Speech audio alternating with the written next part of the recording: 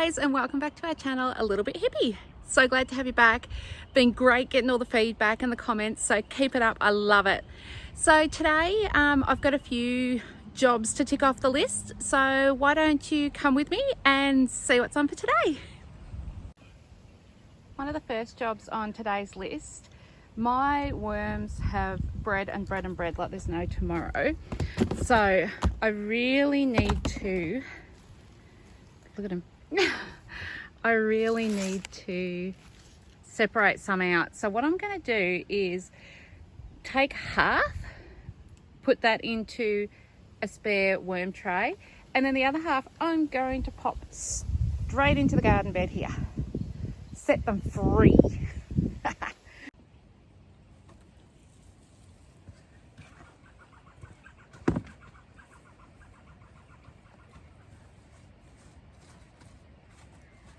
We just put shade cloth down the bottom just to stop the worms falling through the holes and then drowning in the water that's at the bottom.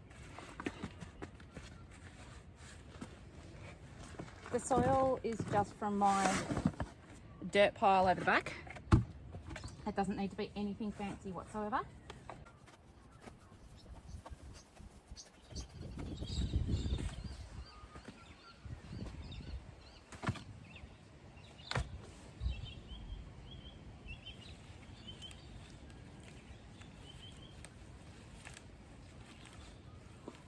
This can all go straight onto the veggie patch.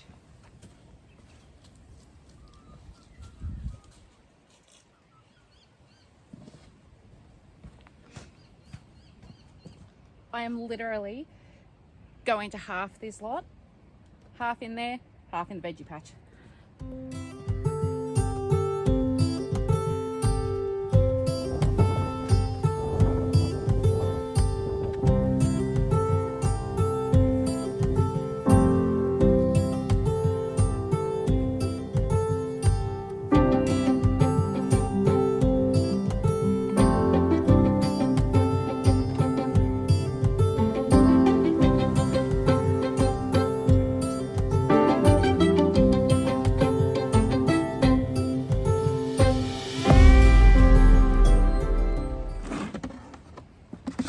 Now, this bit can go into the veggie patch.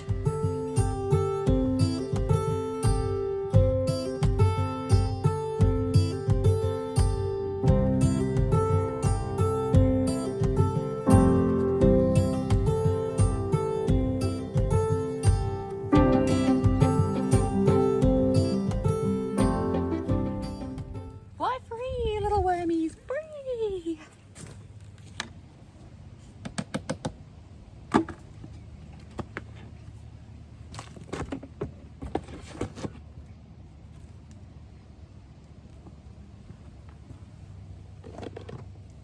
Now these guys can have a good feed of kitchen scraps.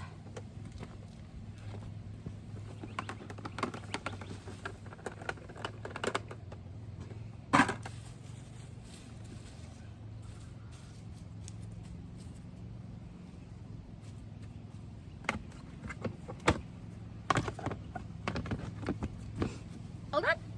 Quick and easy, hey? Now normally you would give your worm farm good water afterwards, but the soil that came from the pile at the back there is so soaking wet. I don't want to drown the worms. So good feed, cover them back up, back into position, good to go.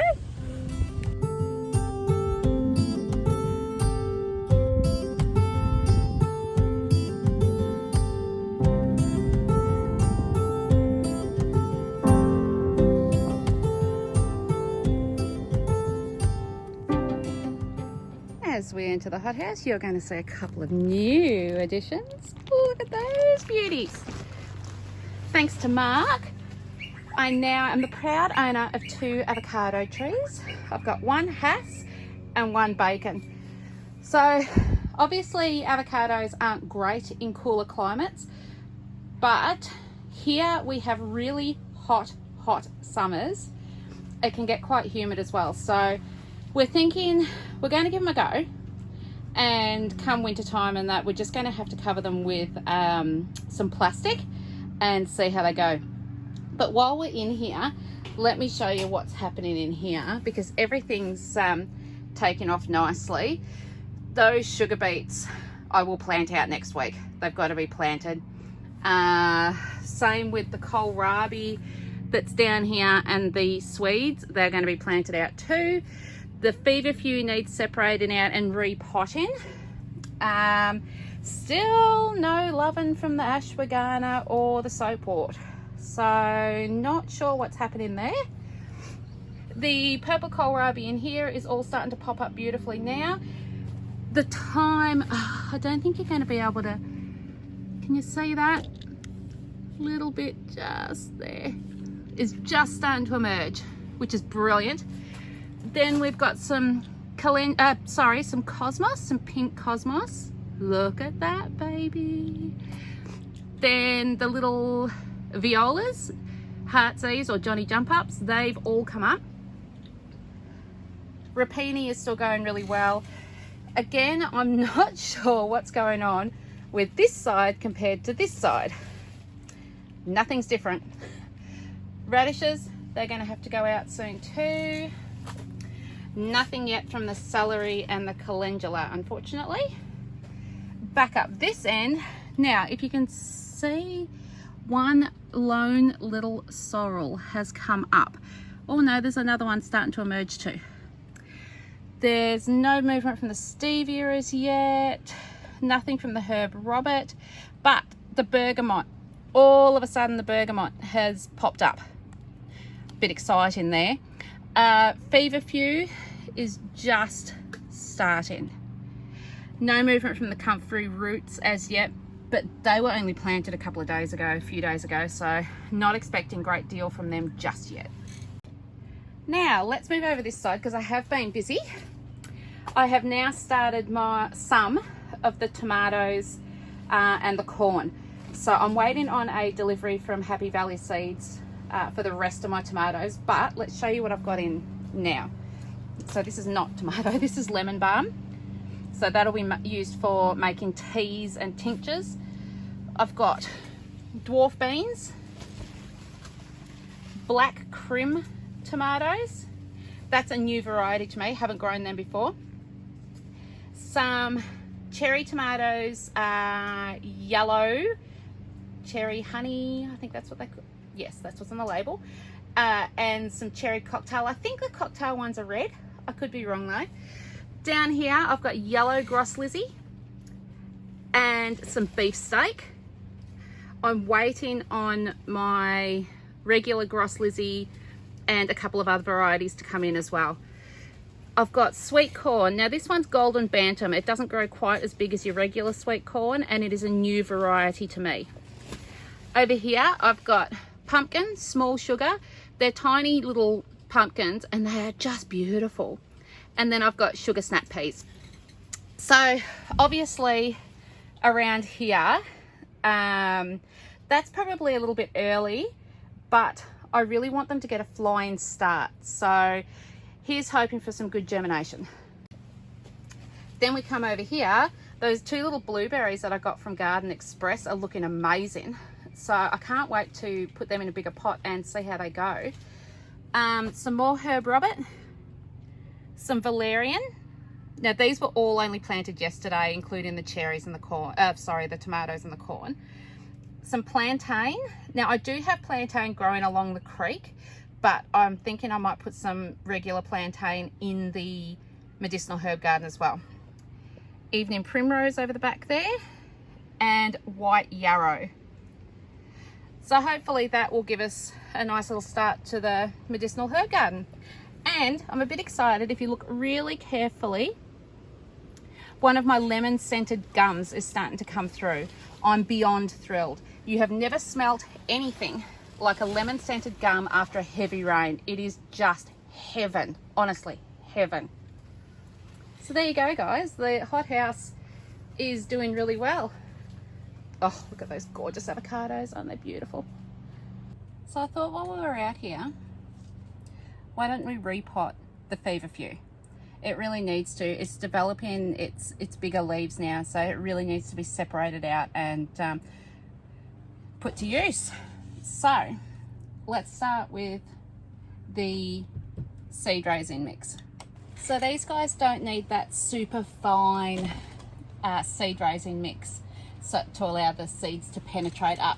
So what I'm going to do, I've got soil that we had delivered for the veggie patch, and it's really nice sandy loamy kind of soil. So I've just put 2 of my scoops worth in there.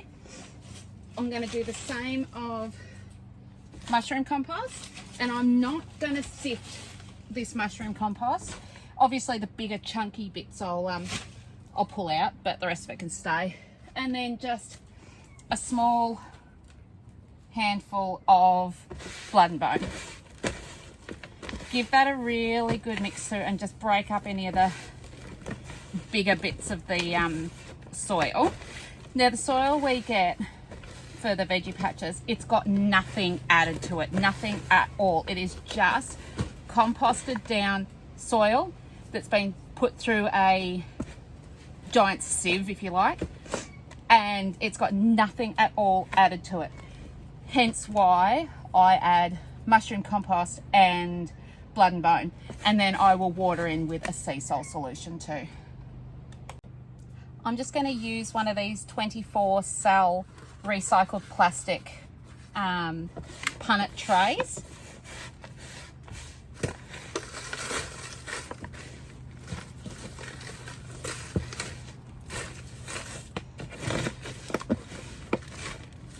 Sorry, I'm shaking the camera a bit there. I didn't have anywhere else to put it. It's so windy today that the sides of the hothouse are actually shaking. You know, they're blowing in on me and I'm getting watered on. Anyway, third world problems, people. So get that tray fill. Just give it a bit of a tap down. Get that out of the way. And away we go. So just be gentle when you're doing this. Now everyone's got a different method. You can take it out of the punnet tray itself and then break it up. What I tend to do is go the pluck and plant. Just make sure you tap them down nicely so they're nice and secure, and make your way through them all.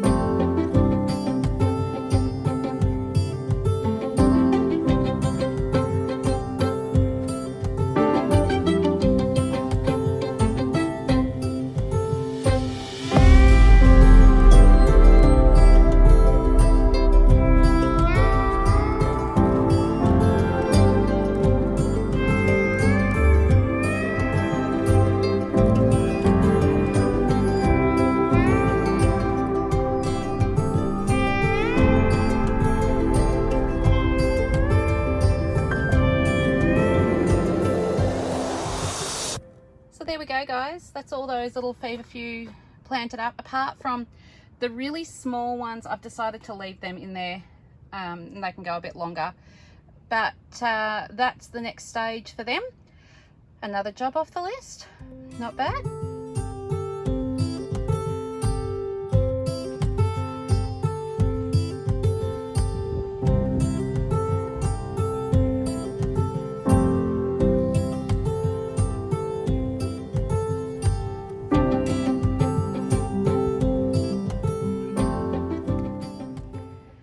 So do you remember me saying to you that I was thinking of planting these citrus and the smaller fruit trees at the front? Maybe I should have sat back and thought about that first, because that way is where our sun comes from, and that will block the sun from the veggie patch. So let's go the other side instead, hey? We have zero action where the spuds are concerned. In saying that, I thought that they may have rotted in the ground because we've had so much rain, but I dug one up, one of the supermarket ones, so I wasn't too worried if I lost one of them. And it's growing, and the soil in these beds, it's not flooded out like the ground is around here. It's so wet and boggy around here that we're thinking we're going to have to put in some Aggie pipe or a like, just to get rid of some excess. Now the garlic, check this out. Look at it. It's just madness. It's excuse my boots squelching in the mud. I can't do the whole barefoot thing at the moment because it's just too wet and cold. So the only disappointment where the garlic's concerned, and I'm really sorry, Peter, your garlic hasn't come on at all. We've got one that came up, but he's not looking overly healthy, and nothing else so far yet. All the rest has just, it's just insane. Every single clove has come up. So I'm beyond thrilled with that. Then we move over this side. This is where I put the onions in a week ago. Was it a week ago? It might have been a bit longer. Anyway, that's all I could smell in here is garlic. I wish you could smell it. And the little rhubarb that I've planted in this end has come up. No real movement from the onions as yet. Oh, wait. There's one. Oh, that's grass. There's one onion coming up there. They were the shallots from Garden Express. Pretty happy with that. Then we move on to where I planted the pak choi and fennel, and we've had a couple of disasters. Something is eating our pak choi. I don't know what it is. I can't see any evidence of caterpillars or alike, but I think I'm going to have to do something because there's holes in there, so there's definitely caterpillars or something about. Ugh. Anyway, the fight goes on. The fennel, some is doing well, others not so well. I think I've planted them too early, so I'll try again a bit later on, I think. One of the bonuses of living where we live is if you just take a walk in nature, you're going to find your own medicinal herbs. And I happen to have a wonderful patch of nettles. Now normally people would kill them off, and if you're in a suburban backyard or like, yep, do it. But these guys are bound to be dried and used for tea. It just has beautiful therapeutic benefits. It's so soothing on the gut. It's just divine, honestly, just sensational. So pretty thrilled. We've got a few medicinal herbs and a like around here. It's just amazing what you find when you go for a walk. How exciting is this? We have our chicken boxes thanks to the Morong Men's Shed for these guys. Mark went and picked them up the other day, and they were a bargain. They're so well made. They are so solid. I mean, check this out. They're all made with recycled pallets, and look at it. Absolutely just brilliant. Now time to set up the chook shed. Bring it on. One of the first things we did when we got here was plant some beautiful silver princess. These are one of my all-time favorite flowering gums. They're absolutely divine. But we had a bit of a whoopsies. This poor little fella here, he's missing his top thanks to a kangaroo jumping on it. Only in the bush of Australia. Anyway, our gorgeous friend and neighbour next door, Steve and Julie, over that way, have given us some cages to put around them. You'd think I would have done that earlier. Anyway, thanks Steve, really appreciate it. Hopefully this will keep the roos out. I will put a stake in there and tent peg that down, and hopefully that'll help. Thanks again, Steve. Well, that's all we have time for today, guys. I hope you enjoyed this episode. Please remember, all comments and feedback I absolutely love, so fire away. Now remember, we have released our new range of herbal teas. You can find yours at our Facebook page. Just look up A Little Bit Hippie, look for the yellow flower with the bee. You can also find us on WordPress and on Etsy. All the details will be down the bottom. So by all means, head on over. Now don't forget to give us a good like and subscribe. Thanks again, guys. Hope you enjoyed it, and I'll see you next time. Bye.